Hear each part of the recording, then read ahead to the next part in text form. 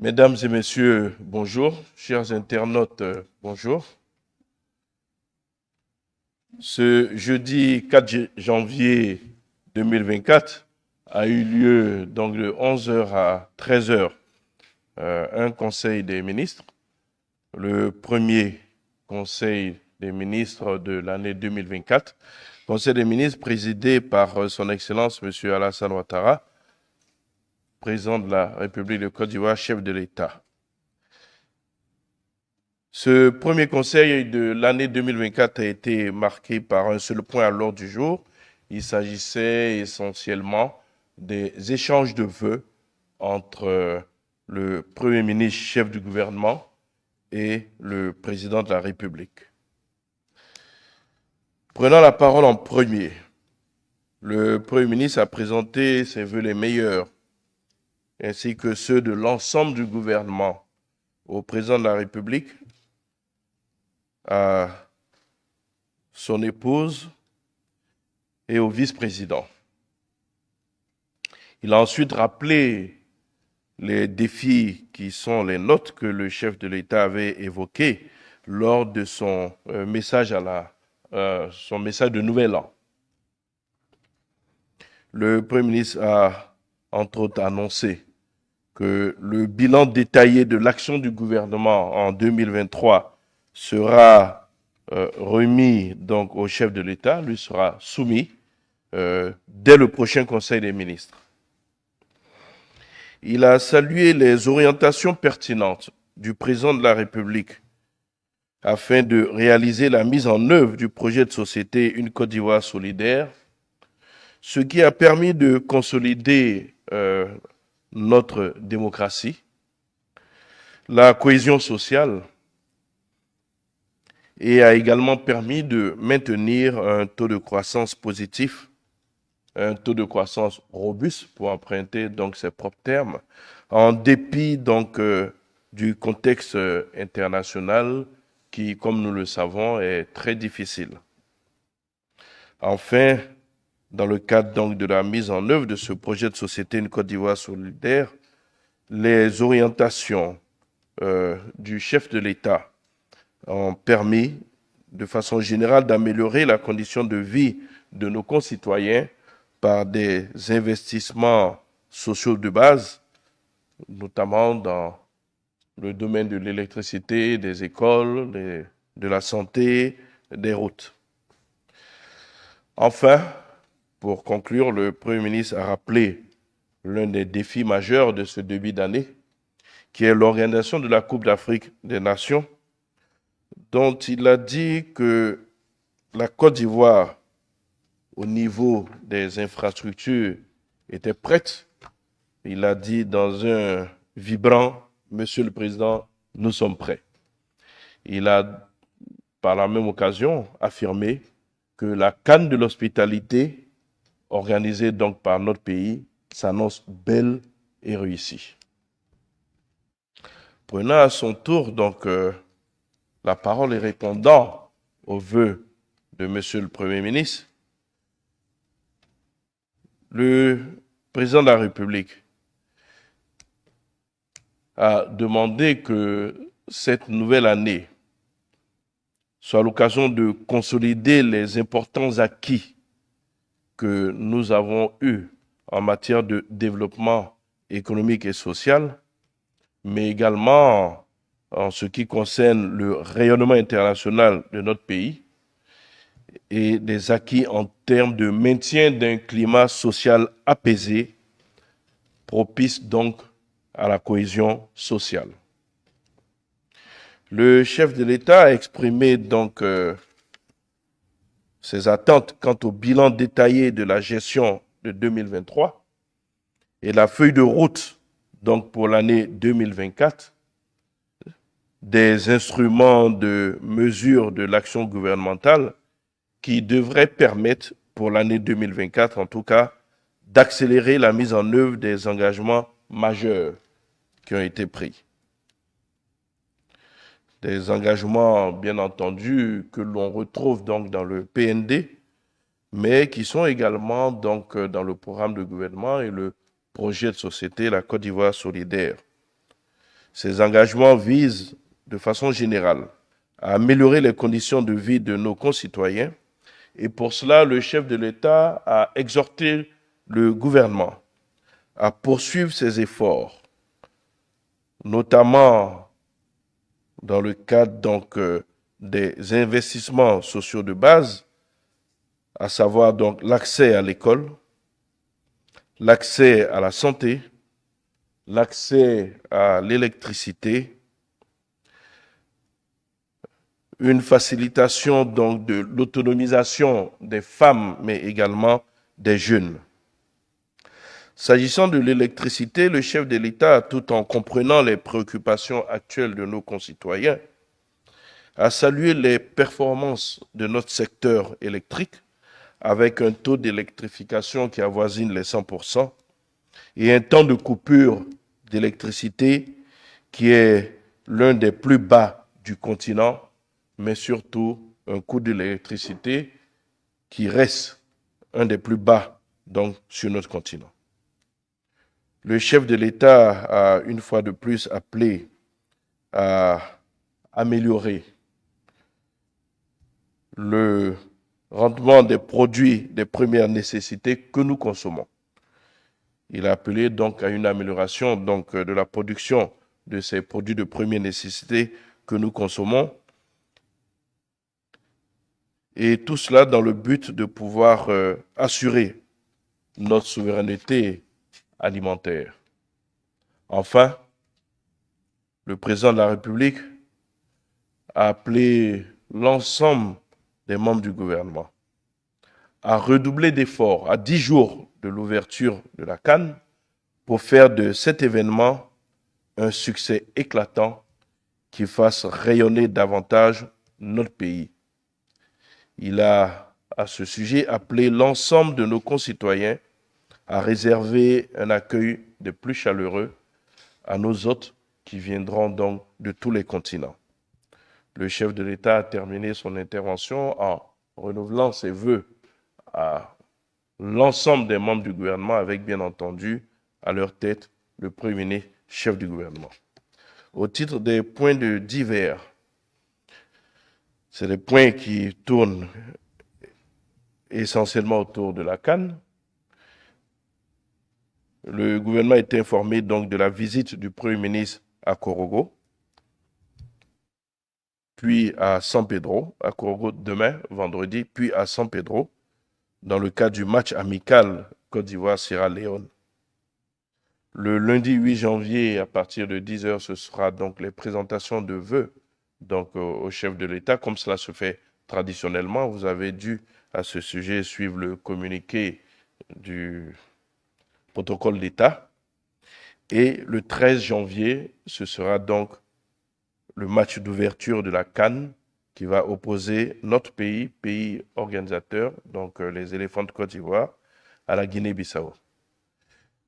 C'est sur ces points de divers que s'est achevé le conseil de ce jour. Je me tiens donc à votre disposition s'il y a d'éventuelles questions. Sur le conseil, je ne sais pas, c'est essentiellement des échanges de vœux, mais je suis à votre disposition.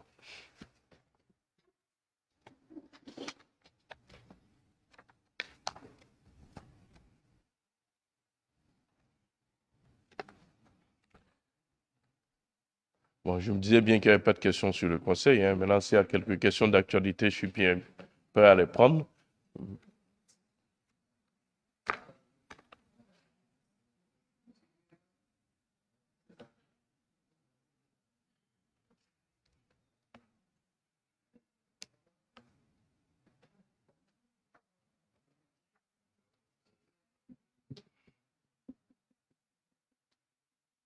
Monsieur Oui.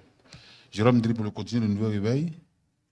Monsieur le ministre, il y a quelques jours, des rapports de la Cour des comptes a révélé enflammer toute la toile, parlant il y a des irrégularités au niveau de certaines structures. Je vais m'attarder sur le cas du sud de Treichville, où la Cour des comptes a relevé beaucoup d'irrégularités.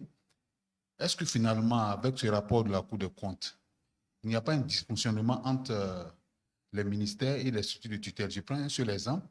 Prenez le cas de CHU de Treichville. Dans le rapport, il est indiqué que on devait construire la cuisine du CHU de Treichville. Cela a été à hauteur de 500, près de 580 millions, et cela a été orienté à la construction d'un bâtiment de soins. Et selon ce que le rapport dit, les justifications que le ministre donne, et le DG donne, c'est qu'il a informé de façon verbale la tutelle. Est-ce qu'aujourd'hui, on ne peut pas parler avec ce rapport, ce que le rapport révèle, qu'il y a un véritable dysfonctionnement entre les ministères et les structures de tutelle? Merci.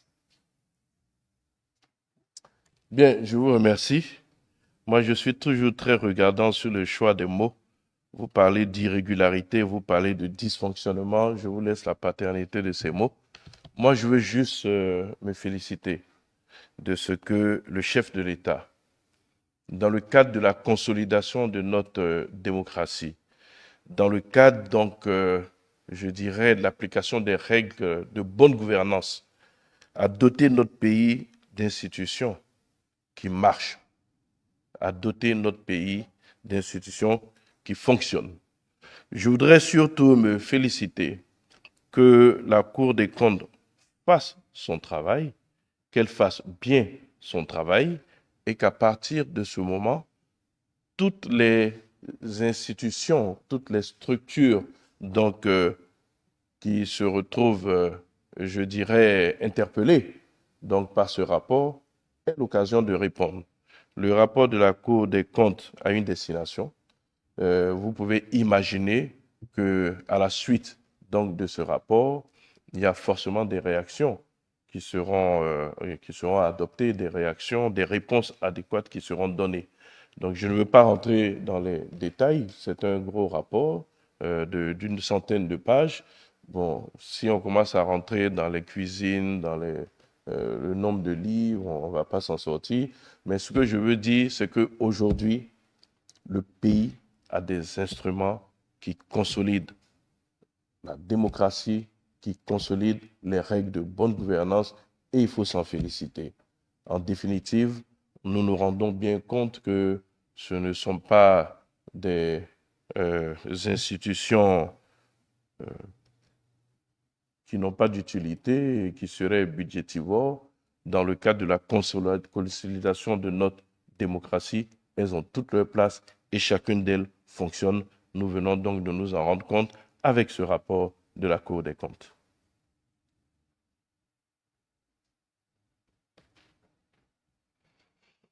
Pour ce qui est du CHU, vous pouvez être assuré que le ministère de la Santé va très certainement réagir et puis pourra apporter plus de détails à ce que vous appelez des dysfonctionnements entre la structure sous tutelle et puis sa tutelle.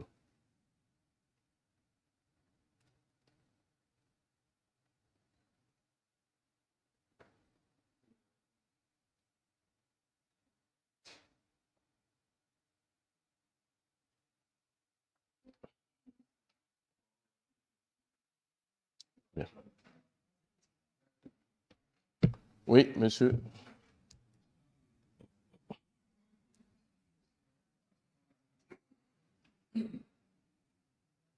Bonjour, Monsieur le ministre. Oui, bonjour. Venant Saka, journaliste pour le quotidien L'Inter. C'est toujours sur le rapport de la Cour des comptes. Beaucoup de structures ont été épinglées. Seriez-vous, parce que comme vous le disiez tout à l'heure, seriez-vous en train de féliciter la Cour des comptes pour ce travail qui a été abattu? Je ne suis pas destinataire du rapport de la Cour des comptes. Ce n'est pas moi qui vais évaluer son travail. Je note que le chef de l'État a doté notre pays d'institutions qui marchent. Chacune d'elles a un rôle à jouer. Certaines dans le cadre de la consolidation de la démocratie, certaines dans le cadre donc, du développement, je dirais, de nos localités, quand je pense notamment donc, au Sénat, et certaines dans le cadre, donc, je dirais, des règles de bonne gouvernance quand on regarde la Haute Autorité pour la bonne gouvernance ou la Cour des comptes. Elle a produit un travail, elle va remettre son rapport comme elle le fait chaque année. Je dis seulement que je suis heureux que nos concitoyens apprécient enfin que chacune de ces structures a un rôle et participe à la consolidation de notre démocratie et aux règles de bonne gouvernance. Maintenant, pour les différentes structures, vous savez, c'est ceux qui gèrent des sociétés sont habitués à cela.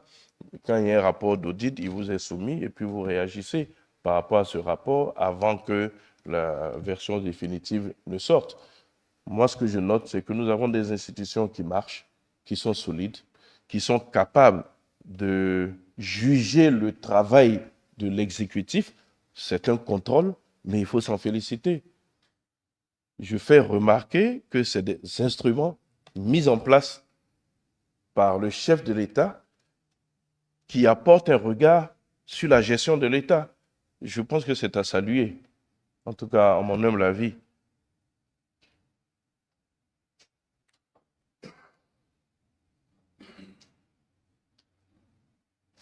Bonjour, monsieur le ministre, je suis Yapi Kulbali pour le quotidien Le Jour. Le nouveau ministre-gouverneur du district autonome d'Abidjan, Cissé Ibrahim Bakongo, a commencé déjà à casser. Ce matin, les petits commerçants du marché appelé Djek Kounan crient à l'abus. Ils soutiennent qu'ils n'ont pas été informés, sommés et ils n'ont pas de dédommagement.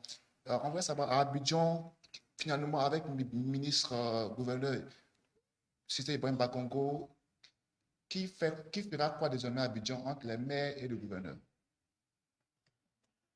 Mais les textes qui régissent ces différentes structures sont très clairs.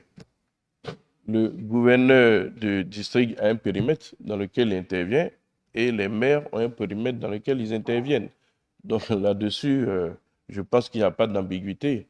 Chacun va rester dans le périmètre qui est le sien. Mais vous savez, notre pays est un pays qui fait beaucoup de social, est un pays qui a mis l'homme au cœur de son action.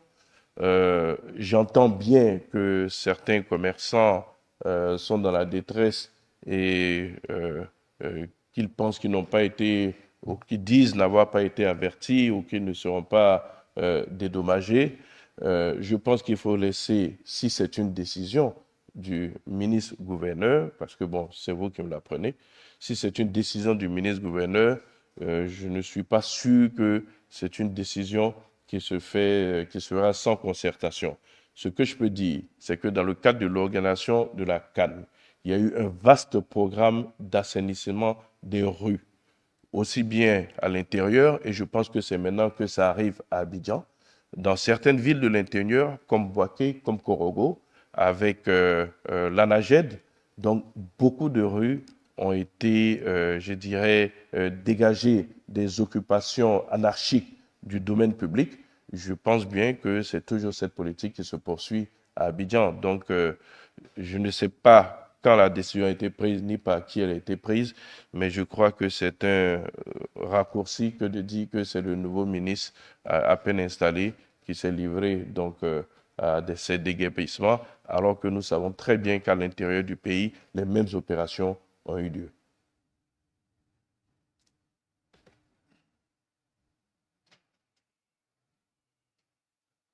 Bonjour, monsieur le ministre. Je suis Fulbert Yao de l'agence Anadolu et du site web L'Info Express. Monsieur le ministre, j'aimerais revenir encore sur le rapport de la Cour. Il y a une société qui est citée par la Cour. Cette même société avait été citée précédemment dans la conversion des passeports, soit disant qu'il y a eu des fraudes sur les passeports. Est-ce qu'avec tous ces problèmes autour, ces scandales autour même de cette société, est-ce que cette société mérite toujours la confiance du gouvernement du Côte d'Ivoire? Bon, vous avez deux choses dans votre question. Si c'est pour ce qui est du rapport de la Cour, il y aura un communiqué du gouvernement, notamment donc du ministère des Finances et du Budget et du ministère de l'Intérieur en ce qui concerne donc les questions de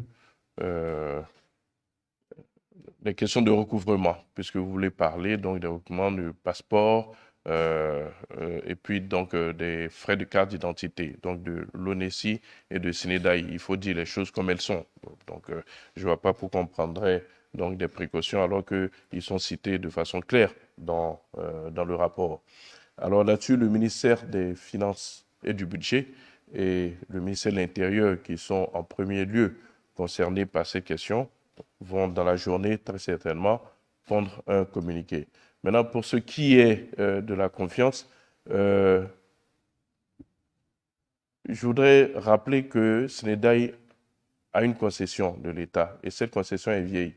Elle date des années 2006-2007. Donc, il faudrait le savoir. Maintenant, il y a pu y avoir quelques écueils. Dans le cadre du contrôle permanent de l'action de l'État, c'est l'État lui-même qui a, je dirais, détecté ces écueils et s'est donné les moyens de les corriger. Donc, je ne vois pas pourquoi un État qui se donne les moyens pour mettre de l'ordre dans le fonctionnement, donc, je dirais, des structures qui l'accompagnent, dans la mise en œuvre des décisions qu'il prend, doit être voué aux gémonies ou cloué au pilori. C'est nous-mêmes qui nous sommes donné les moyens de contrôler et c'est nous-mêmes qui appliquons donc les résultats des contrôles que nous faisons lorsque ça ne marche pas. Je reviens sur ce que je vous ai dit tout à l'heure. Dans sa gouvernance, le chef de l'État a mis en place des structures qui sont chargées de veiller à l'application des règles de bonne gouvernance. Et ce que moi je vois, désolé d'être optimiste, le verre pour moi il n'est pas à moitié vide, il est à moitié plein. Ce que je vois, c'est que toutes ces institutions, toutes ces structures de contrôle qui ont été mises en place fonctionnent. Et cela est à saluer. Ce n'est pas une tierce personne qui est venue faire remarquer cela, ce sont les propres structures de l'État qui l'ont fait remarquer. Et ça, c'est à saluer. C'est bien la preuve que nous sommes bien engagés sur la voie de la transparence, nous sommes bien engagés sur la voie donc, du respect des règles de bonne gouvernance.